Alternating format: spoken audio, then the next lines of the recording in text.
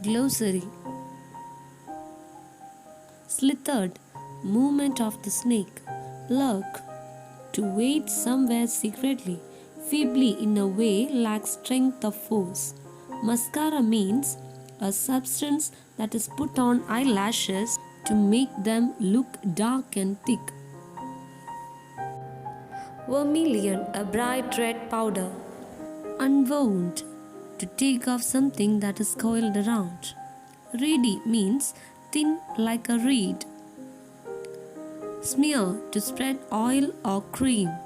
Sprinter, an athlete who races over short distance. Now it's time for reading. I didn't jump, I didn't tremble, I didn't cry out. There was no time to do any such a thing. The snake slithered along my shoulder and coiled around my left arm above the elbow. The hood was spread out and its head was hardly 3 or 4 inches from my face. It would not be correct to say merely that I sat there holding my breath. I was turned to stone, but my mind was very active. The door opened into darkness. The room was filled with darkness. In the light of the lamp, I sat there like a stone image in the flesh. I felt then the great presence of the Creator of this world and this universe. God was there. Suppose I said something and he did not like it.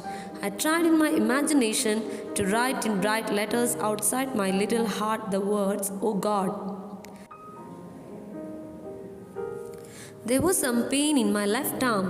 It was as if a thick leaden road, no, a road made of molten fire, was slowly but powerfully crushing my arm. The arm was beginning to be drained of all strength. What could I do? At my slightest movement, the snake would strike me.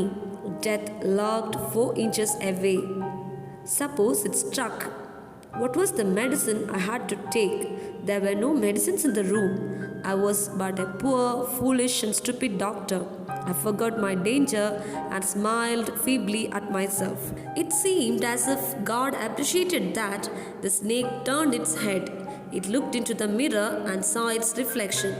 I do not claim that it was the first snake that had ever looked into a mirror, but it was certain that the snake was looking into the mirror. Was it admiring its own beauty? Was it trying to make an important decision about growing a mustache or using a eyeshadow and mascara or wearing a vermilion spot on its forehead? I did not know anything for certain. What sex the snake? Was it male or female?